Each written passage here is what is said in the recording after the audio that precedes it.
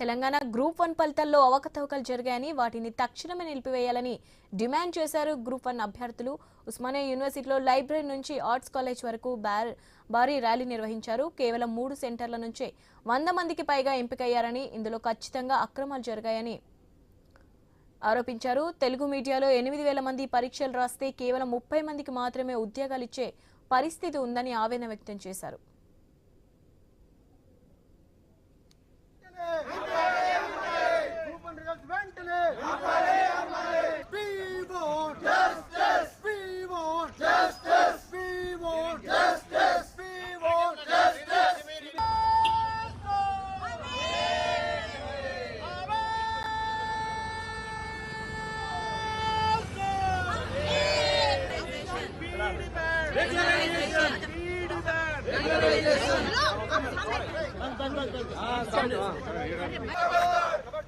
తెలంగాణ ప్రభుత్వమా group 1 results వెంటనే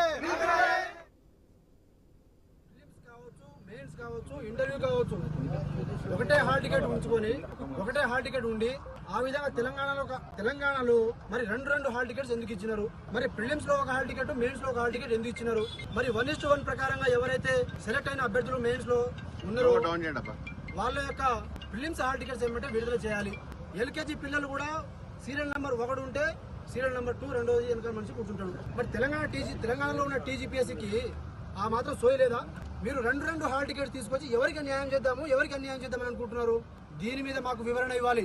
arts college నుండి అడ్మినిస్ట్రేటివ్ బిల్డింగ్ వరకు నిరసన ర్యాలీ తీస్తూ అడ్మినిస్ట్రేటివ్ పొజిషన్ లో ఎవరైతే ఉన్నామో మేము కాంట్రాక్ట్ టీచర్లు అందరం రిజైన్ చేస్తూ ఆ రిజిగ్నేషన్ ను మేము అడ్మినిస్ట్రేషన్ సబ్మిట్ చేయబోతున్నాము. సో దీనికి కారణం అనేది మీ అందరికీ తెలుసు. గత 25 సంవత్సరాలుగా కాంట్రాక్ట్ పద్ధతిలో పనిచేస్తున్న మమ్మల్ని రెగ్యులర్ చేయమని కొన్ని సంవత్సరాలుగా మేము డిమాండ్ చేస్తూనే ఉన్నాము. ప్రభుత్వాలు మారుతూనే ఉన్నవి.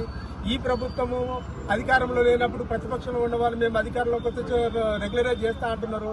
వాళ్ళు ప్రభుత్వాన్ని ఏర్పాటు చేసి వాళ్ళు చేయకపోగా మళ్ళీ వీళ్ళు ప్రతిపక్షంలో ఉన్నప్పుడు చేయాలని డిమాండ్ చేస్తున్నారు. కానీ మా యొక్క కోరిక నెరవేరడం లేదు.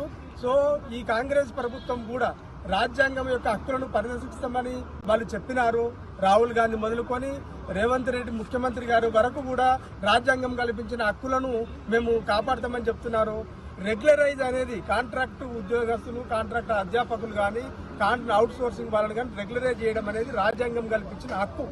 12 యూనివర్సిటీస్లో కాంట్రాక్ట్ టీచర్స్ మా డిమాండ్ ఒక్కటే, మా అందరికీ రెగ్యులరైజ్ చేయాలి. మా డిమాండ్ ఏది కొత్త డిమాండ్ కాదు. లాస్ట్ 12 ఇయర్స్ నుంచి బీఆర్ఎస్ ప్రభుత్వం కానీ కాంగ్రెస్ ప్రభుత్వంకి మేము ఒక్కటే కోరుకుంటున్నాం, మాకు రెగ్యులరైజ్ చేయండి. మేము రిక్రూట్మెంట్కి వ్యతిరేకం కాదు, కానీ మా ఇష్యూస్ సాల్వ్ చేసిన తర్వాతనే మీరు రిక్రూట్మెంట్ చేయడానికి సిద్ధం. మీరు చేసుకోండి, మాకు అభ్యంతరం అస్సలు లేదు. మా డిమాండ్స్ మీట్ అవ్వకపోతే మేము ఫ్యూచర్లో